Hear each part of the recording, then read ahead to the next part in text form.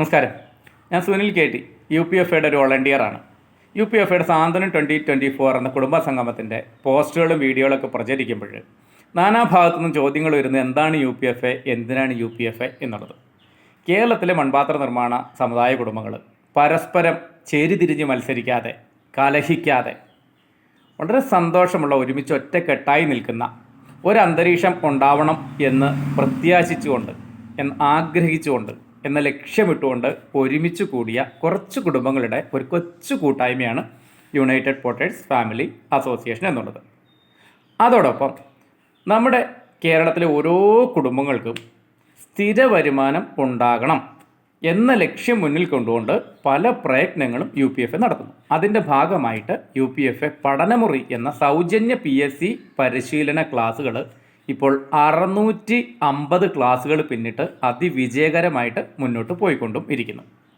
2022 August 22 ഈ UPFA സ്ഥാപിതമായിട്ടുള്ളത്. അപ്പോൾ നമുക്കറിയാം 2 വർഷം തികഞ്ഞിട്ടില്ല. ഈ 2 വർഷത്തിനുള്ളിൽ ഇത് 3ാമത്തെ കുടുംബ സംഗമമാണ് UPFA നടത്താൻ പോകുന്നത്. 1ാമത്തെ കുടുംബ സംഗമം 2022 ഒക്ടോബർ മാസം 22 തൃശ്ശൂരിലെ ചിറ്റിശ്ശേരിയിൽ വെച്ച് നടത്തുകയുണ്ടായി.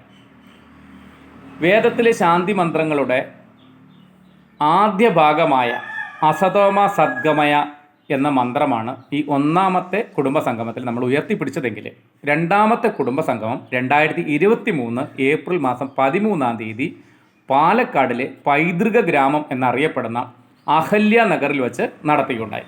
അവിടെ നമ്മൾ ഉയർത്തിപ്പിടിച്ചത് ഈ ശാന്തി മന്ത്രത്തിലെ തമസോമ ജ്യോതിർഗമയ എന്ന മന്ത്രമാണെങ്കിൽ, ഇപ്പോൾ മെയ് മാസം 6 തൃശ്ശൂർ ജില്ലയിലെ തന്നെ മനോഹരമായ പൂമലയിൽ വച്ച് ഈ ശാന്തി മന്ത്രത്തിൻ്റെ 3ാമത്തെ ഭാഗമായ മൃത്യോമ അമൃതം ഗമയ എന്ന ഭാഗം ഉദ്ധരിച്ചുകൊണ്ടും ഉയർത്തിപ്പിടിച്ചുകൊണ്ടും ഈ കുടുംബ സംഗമവും നടക്കുന്നു. ഇവിടെ UPFA വോളണ്ടിയർമാർ അവരുടെ അവയവദാന പ്രതിജ്ഞയും അതിൻ്റെ ഔപചാരികതയും പൂർത്തിയാക്കുന്നു എന്നതോടൊപ്പം നമ്മുടെ കുട്ടികൾക്ക്, നമ്മുടെ കുഞ്ഞുങ്ങൾക്ക് ഏറ്റവും അധികം സന്തോഷമുള്ള ഇടമായി മാറ്റുക നമ്മുടെ സമുദായത്തിൻ്റെ പ്രവർത്തനങ്ങൾ എന്ന ഒരു രീതിയാണ് ഈ സാന്ത്വനം 2024 നമ്മൾ ഉയർത്തിപ്പിടിക്കുന്നത്.